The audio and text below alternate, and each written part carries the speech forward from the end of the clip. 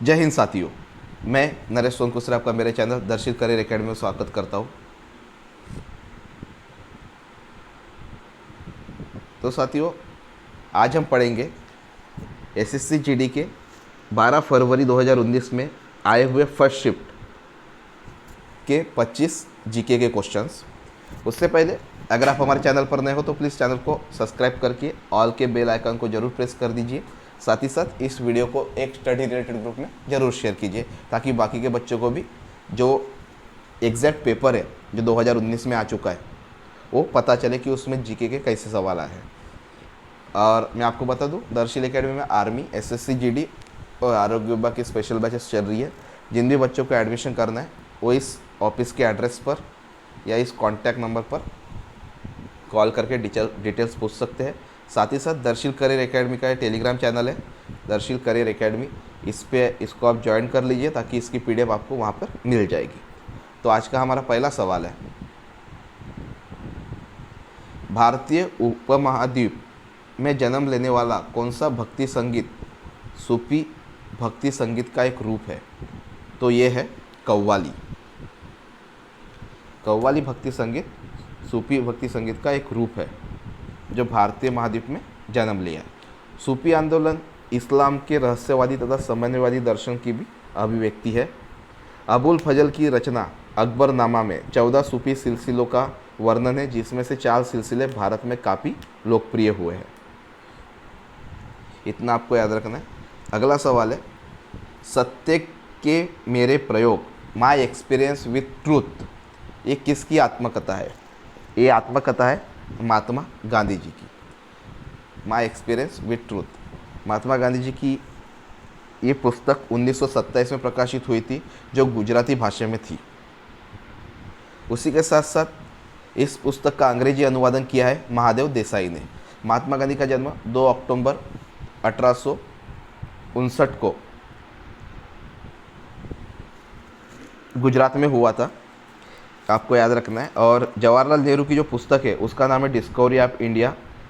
APJ Abdul Kalam का नाम है, एपीजे अब्दुल कलाम की किताब का नाम है विंग्स ऑफ फायर। और नरेंद्र मोदी जी द्वारा लिखित जो पुस्तक है वो है आपातकाल में गुजरात, सोशल हार्मोनी और ज्योतिपुंज।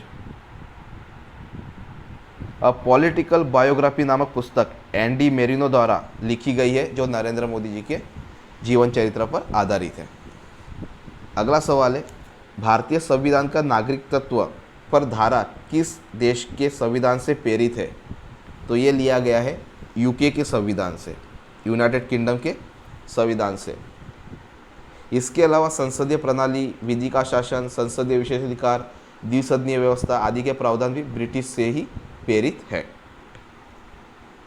क्वेश्चन नंबर 4 है, प्राय प्रकृति में रेतीली और गुण में लवणीय होती है, कौन सी मिट्टी होती है? ये होती है शुष्क मिट्टी। शुष्क मिट्टी प्राय प्रकृति में रेतीली और गुण में लवणीय होती है। जलोढ़ मिट्टी में पोटाश और कैल्शियम की प्रचुरता तथा नाइट्रोजन और ह्यूमस की कमी पाई जाती है। जलोढ़ मिट्टी नदियों द्वारा लाई गई अपरिचित पदार्थों से बनती है। अगला सवाल है, क्वेश्चन नंबर 5, सरकारी रसीदें हैं जो विमोचन योग्य रिडीमेबल नहीं है, वो है राजस्व रसीदें। जो राजस्व रसीदें हैं वे सरकारी रसीदें हैं जो विमोचन रिडीमेबल नहीं है। अगला सवाल है, क्वेश्चन नंबर 6, भारत सरकार में युवा मामलों और खेल के लिए वर्तमान कैबिनेट मंत्री कौन है? तो भारत सरकार में युवा मामलों और खेल के वर्तमान कैबिनेट मंत्री है राज्यवर्धन सिंह राठौड़। ये 2019 में, और वर्तमान में जो युवा मामले और खेल मंत्री है उनका स्वतंत्र प्रभार मिला है श्री किरण रिजिजू जी को। अगला सवाल है, लक्षद्वीप द आइलैंड कहाँ स्थित है? लक्षद्वीप द आइलैंड ये स्थित है अरब सागर में। अरब सागर जो मुंबई शहर से लगकर है। अरब सागरीय द्वीपों में लक्षद्वीप समूह में 36 द्वीप है जो प्रवाल द्वीप का उदाहरण है। लक्षद्वीप में सिर्फ 10 द्वीपों में आबादी है। बाकी के द्वीपों में आबादी नहीं है। 8वां सवाल है, जून 2018 तक भारतीय फुटबॉल खिलाड़ी ने दुनिया के दूसरे सबसे ज़्यादा गोल करने वाले खिलाड़ी बने। इनका नाम है सुनील छेत्री। सुनील छेत्री जो है वो जून 2018 तक भारतीय फुटबॉल खिलाड़ी दुनिया में दूसरे सबसे ज़्यादा गोल करने वाले खिलाड़ी बने। क्वेश्चन नंबर 9 है, पूंजी उत्पादन के दौरान विविध कच्चे माल और खर्च को संदर्भित करती है। ये करती है कार्यशील। कार्यशील पूंजी उत्पादन के दौरान विविध कच्चे माल और खर्चों को संदर्भित करती है। वह पूंजी जो स्थायी होती है तथा जिसका उत्पादन में उपयोग संभव होता है उसे अचल पूंजी कहा जाता है। क्वेश्चन नंबर 10वां है, विषाणु के अध्ययन को क्या कहते हैं? तो विषाणु के अध्ययन को वायरोलॉजी कहते हैं। जीव विज्ञान मतलब बायोलॉजी जीवन और जीवन के प्रक्रियाओं के अध्ययन से संबंधित है। अगला सवाल है, गांधी इरविन समझौता भारत के निम्नलिखित में से किस आंदोलन से संबंधित है? तो गांधी इरविन समझौता सविनय अवज्ञा इस आंदोलन से संबंधित है। गांधी इरविन समझौता को दिल्ली समझौता भी कहा जाता है। यह समझौता 5 मार्च 1931 को किया गया था। क्वेश्चन नंबर 12 है, जब किडनी सही तरीके से काम करना बंद कर देती है तो अपशिष्ट उत्पादों और खून से अतिरिक्त द्रव को निकालने की प्रक्रिया को क्या कहा जाता है? तो इसे कहा जाता है डायलिसिस।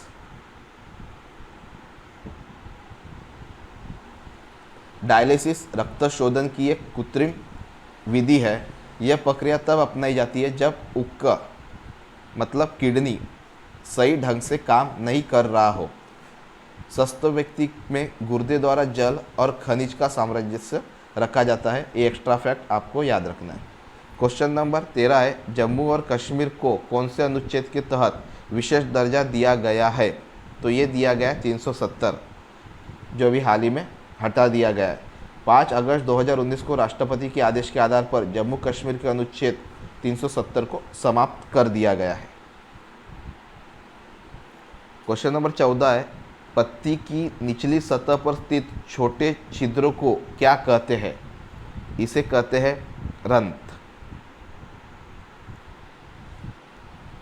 जिसका इंग्लिश में मतलब होता है स्टोंगटा। पत्ती के निचली सतह पर स्थित छोटे छिद्रों को रंध्र कहते हैं। रंध्र पत्तियों, तनों और अन्य अंगों के एपिडर्मिस में पाया जाता है। यह पौधे में गैस विनिमय के दर को नियंत्रित करता है। क्वेश्चन नंबर 15 है, अर्थशास्त्री किसको 1998 में नोबेल पुरस्कार प्राप्त हुआ है? तो ये हुआ है अर्थशास्त्र के क्षेत्र में अमर्त्य सेन को। 1998 में नोबेल प्राप्त किया था। अमर्त्य सेन को 1999 में भारत रत्न से भी सम्मानित किया गया है। अमर्त्य सेन द्वारा रचित जो पुस्तक है उनका नाम है poverty and famine, the illusion of justice, the idea of justice आदि। और अभी भारत आरबीआई के जो गवर्नर जनरल है वो शक्तिकांत दास है। मैं इसलिए नाम लिया क्योंकि जो भी आरबीआई का गवर्नर होता है उसे अर्थशास्त्र में मास्टर डिग्री करना अनिवार्य होता है। लेकिन अभी जो शक्तिकांत दास जी है इनकी पीएचडी हुई है इतिहास में, और अर्थशास्त्र के क्षेत्र में पीएचडी होना आरबीआई के गवर्नर को अनिवार्य होता है। अगला सवाल है, जम्मू और कश्मीर के बंजारे हैं। जम्मू और कश्मीर के बंजारे क्या है? गुज्जर बरकवाल। गुज्जर बरकवाल ये जम्मू और कश्मीर के बंजारे हैं। गुज्जर बरकवाल में अधिकांश मुस्लिम बंजारे हैं जो पीर पंजाल में रहते हैं। भोटिया भारत की एक प्रमुख जनजाति है। एक्स्ट्रा फैक्ट जो है मैं आपको बता दूँ, गद्दी हिमाचल प्रदेश की जनजाति है और शेरपा का निवास नेपाल और तिब्बत के हिमालयी क्षेत्रों तथा उसके आसपास के इलाकों में जाना जाता है। उसी के साथ भारत में सबसे बड़ी जनजाति भील जनजाति है। आपको याद रखना है, भारत की सबसे बड़ी जनजाति भील जनजाति है। निम्नलिखित में से कौन सी धातु सबसे अधिक तन्य है? तो सबसे अधिक तन्य जो धातु है वो है सोना। धातुएं तन्य होती है अर्थात इन्हें खींचकर तार बनाया जा सकता है। लोहा एक संक्रमण धातु है, यह प्रकृति में मुक्त अवस्था में नहीं पाया जाता। एल्यूमिनियम का प्रमुख अयस्क बॉक्साइट है, यह विद्युत ऊष्मा का सुचालक होता है। अगला सवाल है, हवा महल कौन से शहर में स्थित है?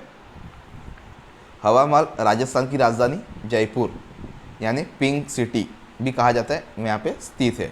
हवा महल 1799 में राजपूत महाराजा सवाई प्रताप सिंह ने बनवाया था।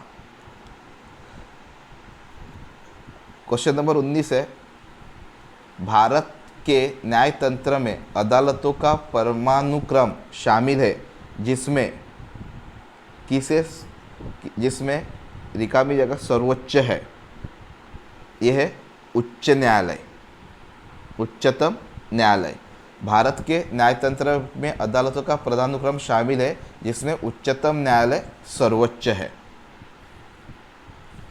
भारतीय न्याय प्रणाली में छोटे छोटे न्यायालयों के ऊपर प्रत्येक जिले का जिला न्यायालय, उनके ऊपर राज्यों के उच्च न्यायालय और उसके ऊपर सर्वोच्च न्यायालय, यानी जिला न्यायालय, उच्च न्यायालय और सर्वोच्च न्यायालय, ऐसे 3 हिसाब से चलते हैं। क्वेश्चन नंबर 20 है, निम्नलिखित में से कौन फ्रांसीसी क्रांति के आदर्शों से प्रेरित था? फ्रांसीसी क्रांति के आदर्शों से प्रेरित था मैसूर के शासक टीपू सुल्तान। टीपू सुल्तान ने श्रीरंगपट्टनम में स्वतंत्रता का वृक्ष लगवाया था। वे जैकोबिन क्लब के सदस्य भी बने। टीपू सुल्तान मैसूर का शासक था जो अपने पिता हैदर अली की मृत्यु 1782 के बाद मैसूर का शासक बना। अगला सवाल है क्वेश्चन नंबर 21, निम्न में से कौन सी सिंधु नदी की उपनदी नहीं है? सिंधु नदी की उपनदी गंगा ये सिंधु नदी की उपनदी नहीं है। रावी, झेलम और चिनाब ये सिंधु नदी की उपनदी है, लेकिन गंगा सिंधु नदी की उपनदी नहीं है। व्यास, सतलज आदि सिंधु नदी की उपनदियां हैं। सिंधु नदी तिब्बत के मानसरोवर झील के पास चाणक्यबाब हिमनद से निकलती है। अगला सवाल है, राजीव गांधी खेल रत्न पुरस्कार पाने वाले सबसे कम उम्र के प्राप्तकर्ता कौन है? तो राजीव गांधी खेल रत्न पाने वाले सबसे कम उम्र के प्राप्तकर्ता है अभिनव बिंद्रा, जिन्होंने 2008 के बीजिंग ओलंपिक में व्यक्तिगत स्पर्धा में स्वर्ण पदक जीता था। और अभी हाल ही में राजीव गांधी खेल रत्न का नाम बदलकर मेजर ध्यानचंद के नाम पर रखा गया है। क्वेश्चन नंबर 23 है, निम्न में से कौन पानी के साथ प्रतिक्रिया करता है? तो कैल्शियम जो है ये पानी के साथ प्रतिक्रिया करता है। कैल्शियम अम्लों में प्रतिक्रिया कर हाइड्रोजन गैस उत्पन्न करता है। अगला सवाल है, लठमार होली कहाँ मनाई जाती है? लठमार होली बरसाना और नंदगांव में मनाई जाती है, जो काशी विश्वनाथ मंदिर बनारस में स्थित है। अगला सवाल है, 300 कैच लपकने वाले भारत के पहले विकेट कीपर कौन बन चुके हैं? तो इनका नाम है MS धोनी, भारत के पूर्व कप्तान।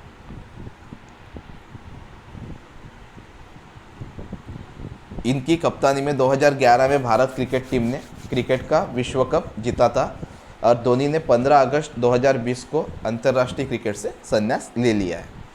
तो साथियों, ये आज के 25 क्वेश्चन थे जो 12 फरवरी के पहले शिफ्ट के सवाल थे।